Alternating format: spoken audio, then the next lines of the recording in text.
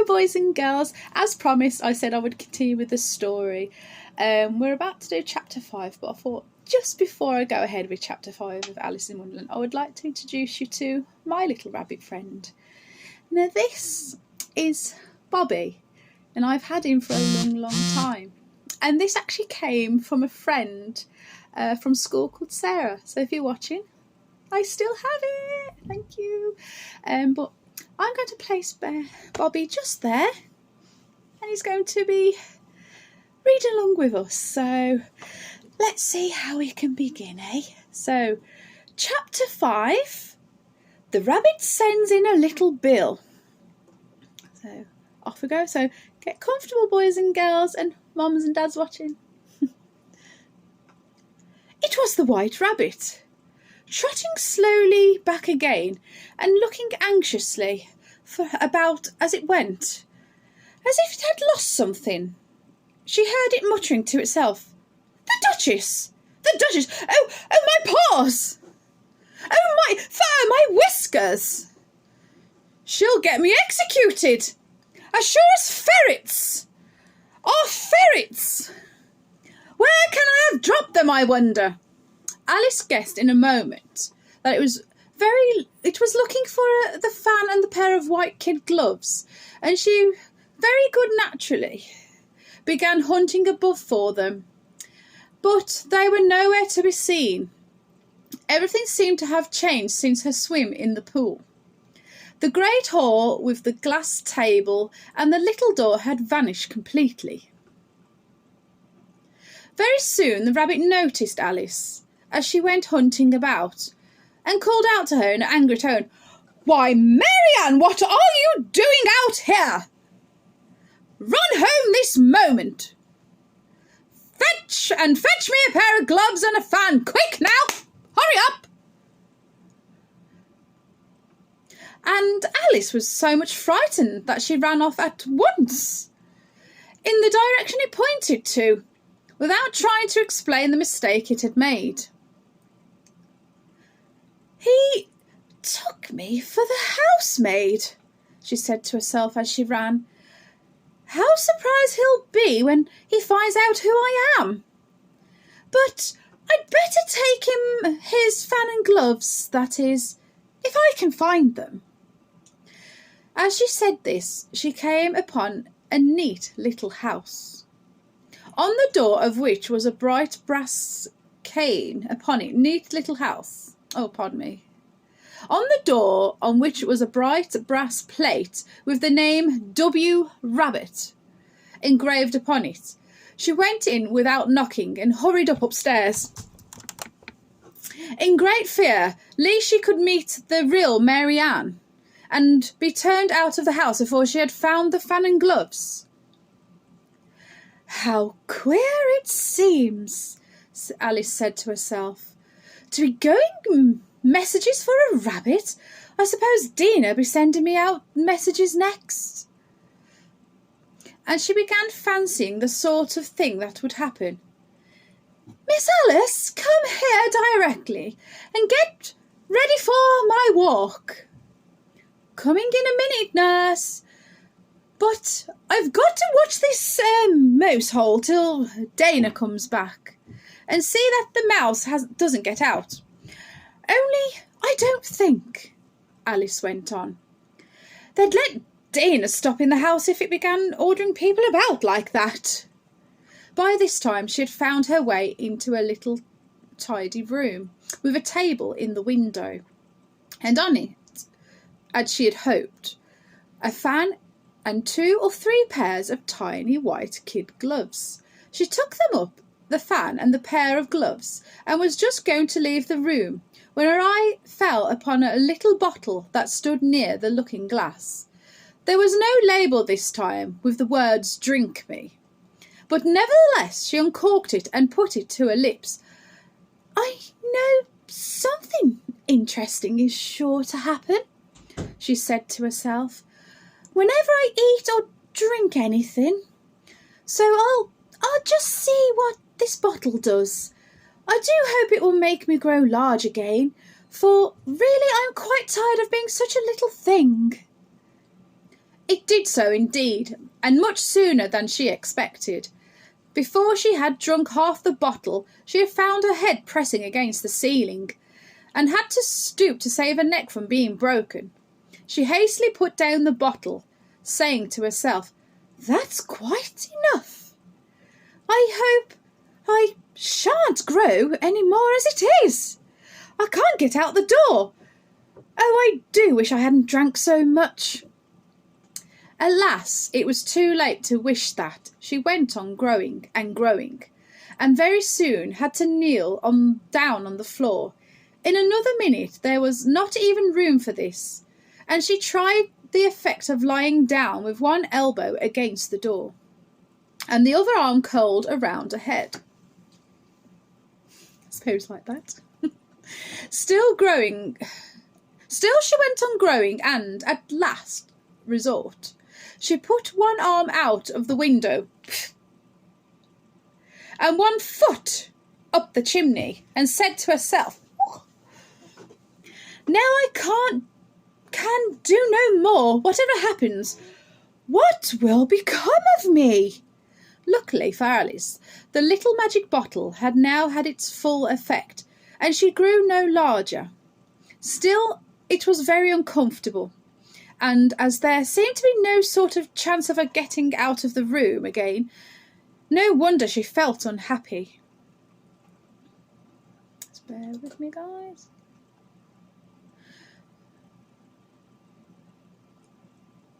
It was so much pleasanter at home, thought poor Alice, when one wasn't always growing larger or smaller, and being ordered about by mice and rabbits. I almost wish I hadn't gone down that rabbit hole. And yet, it's rather curious. You know, this sort of life. I do wonder what can have happened to me when I used to read fairy tales. I fancy that kind of thing never happened. And now here I am in the middle of one. There ought to be a book written about me. That there ought, and when I grow up, I'll write one. But I'm grown up now, she added in a sorrowful tone. At least there's no room to grow up any more here. But then, thought Alice, shall I never get any older than I am now? That'll be a comfort one way. Never to be an older woman, but then always to have lessons to learn. Oh, I shouldn't like that. Oh, you foolish Alice, she answered to herself. How can you learn lessons in here? Why, there's hardly any room for you, and no room at all for any lesson books. And so she went on, taking first one side and then the other, and making quite a conversation of it altogether. But after a few minutes she heard a voice outside, and stopped and listened. "Marianne! Marianne!" said the voice. "Fetch me my gloves this moment." Then came a little pattering of feet on the stairs. Alice knew 'twas the rabbit coming to look for her, and she trembled till she shook the house, quite forgetting that she was now about 1,000 times as large as the rabbit, and had no reason to be afraid of it.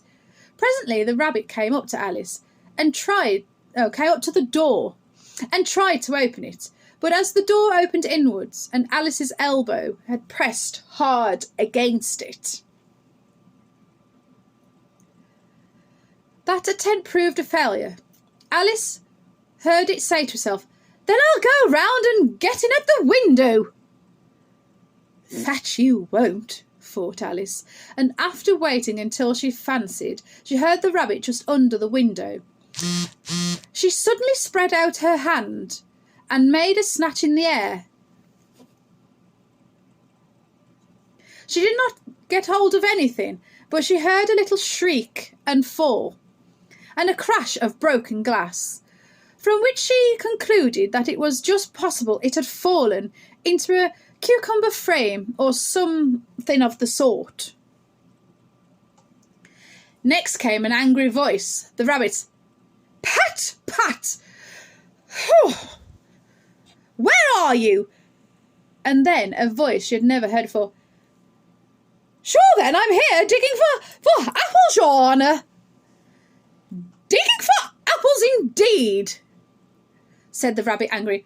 Here, come, and help me out of this. Sounds of more broken glass. Now tell me, Pat, what's in the window? Sure, it's an arm, Your Honour. An arm? You goose! Who fought one of that size? Why, it fills the whole window. Sure it does, Your Honour, but it's an arm for all that. Well, it's got no business here at any rate. Go and take it away. There was a long silence after this, and Alice could only hear whispers now and then, such as, Sure, I don't like it, Your Honour, at all, at all. Do as I tell you, you coward. And at last she spread out her hand again and made another snatch for the air. This time there was 2 little shrieks and more sounds of broken glass. What a number of cucumber frames there must be, thought Alice. I wonder what they'll do next. As for pulling me out of the window, I only wish they could. I'm sure I don't want to stay in here any longer. Excuse me. Don't worry, no virus. Dry throat from all the shouting. She waited for some time without hearing any more. At last came a rumbling of little cartwheels and a sound of a good many voices all talking together. She made out the words, Where's the other ladder? Why, I hadn't to bring the but one. Bill's got the other. Bill, fetch it here, lad. Here, put them up at this corner. No, tie them together first. They don't reach halfway up enough yet. Oh, they'll do well enough. Don't be particular here. Bill, catch hold of this rope. Will the roof bear? Mind that loose slate. Oh, it's coming down. Heads below. A loud crash. Now, who did that? It was Bill. I fancy who's to go down the chimney. Nay, I shan't. You do it. That I won't then. Bill's to go down here. Bill, the master says you've got to go down the chimney. Oh, so Bill's got to go down the chimney, has he? Said Alice to herself. Why, they seem to put everything upon Bill. I wouldn't be in Bill's place for a good deal. This fireplace is narrow, to be sure, but I think I can kick a little. She drew her foot as far down the chimney as she could and waited till she heard a little animal. She couldn't guess of what sort it was, scratching and scrambling about in the chimney close above her. Then, saying to herself, This is Bill, she gave one sharp kick and waited to see what would happen next. The first thing she heard was a general chorus of, There goes Bill. Then the rabbit's voice alone, Catch him! You by the hedge! Then silence, and then another confusion of voices. Hold up his head, Brandy, now! Don't choke him! How was it, old fellow? What happened to you? Tell us all about it. At last came a little feeble squeaking voice. Excuse me. That's Bill, thought Alice. Well, I hardly know no more, thank ye. I'm better now, but I'm a deal too flustered to tell you. All I know is something comes at me like a jack-in-the-box, and I goes up like a skyrocket. So you did, old fellow, said the others. We must burn the house down, said the rabbit's voice, and Alice called out as loud as she could, If you do, I will set Dana on you. There was a dead silence instantly, and Alice thought to herself, I wonder what they will do next. If they had any sense, they'd take the roof off. After a minute or two, they began moving about again, and Alice heard the rabbit say, a barrel full will do, to begin with. A barrow full of what? Thought Alice, but she had not long to doubt, for the next moment a shower of little pebbles came rattling in at the window, and some of them hit her in the face. I'll put a stop to this, she said to herself, and shouted out, you better not do that again, which produced another dead silence. Alice noticed with some surprise that the pebbles were all turning into little cakes as they lay on the floor, and a bright idea came into her head. If I eat one of those cakes, she thought, it's sure to make some change in my size, and as it can't possibly make me larger, it must make me smaller, I suppose. So she swallowed one of the cakes and was delighted to find that she began shrinking directly. As soon as she was small enough to get through the door, she ran out of the house and found quite a crowd of little animals and birds waiting outside. The poor little lizard Bill was in the middle, being held up by 2 guinea pigs, who were giving it something out of a bottle. They all made a rush at Alice the moment she appeared, but she ran off as hard as she could, and soon found herself safe in the thick wood. The first thing I've got to do, said Alice to herself as she wandered about the wood, is to grow to my right size again, and the second thing is to find my way into that lovely garden. I think that will be the best plan. It sounded an excellent plan, no doubt, and very neatly and simply arranged. The only difficulty was that she had not the smallest idea how to set about it, and while she was peering anxiously amongst the trees, a little sharp bark just overhead made her look up in a great hurry. An enormous puppy was looking down at her with round eyes, and feebly stretching out one paw, trying to touch her. Poor little thing, said Alice in a coaxing tone, and she tried hard to whistle at it, but she was terribly frightened all the time at the thought that it might be hungry, in which case it would be very likely to eat her up in one spit in spite of all the coaxing. Hardly knowing what she did, she picked up a little bit of stick and held it out to the puppy, whereupon the puppy jumped into the air off all its feet at once, with a yelp of delight, "Yay!" and rushed at the stick, and made believe to worry it. Then Alice dodged behind a great thistle to keep herself from being run over, and the moment she appeared on the other side, the puppy made another rush at the stick, and tumbled head over heels in its hurry to get hold of it. Then Alice, thinking it was very like having a game of play with a cart horse, and expecting every moment to be trampled under its feet, ran round the thistle again, and the puppy began a series of short charges at the stick, running a little way forwards each time and a long way back, and barking hoarsely all the while,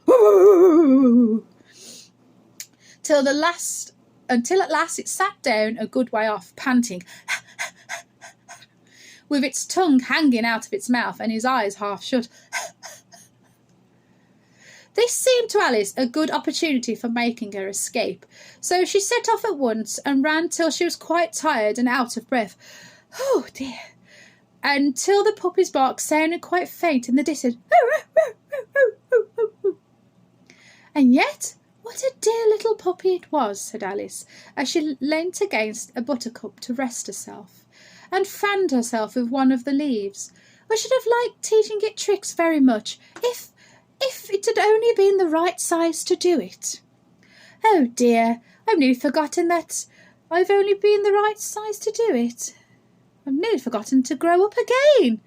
Let me see how it is. Is it to be managed? I suppose I ought to eat or drink something or other, but great question is, what? The great question certainly was, what? Alice looked all around her at the flowers and the blades of grass, but she could not see anything that looked like the right thing to eat or drink under the circumstances. There was a large mushroom growing near her, about the same height as herself, and when she looked under it on the both sides of it and behind it, it occurred to her that she might as well look and see what was on top of it. She stretched herself up on tiptoe and peered over the edge of the mushroom. Her eyes immediately met those of a large blue caterpillar that was sitting on top with its arms folded, quietly smoking a pipe that looked like a long hookah, and taking not the smallest notice of her or anything else. Now, that is the end of chapter 4, so stick around, guys. Chapter 5 will be here tomorrow, so it's bye from me and bye from Bobby. So sleep tight, everyone. See you soon. Love to all. Good night.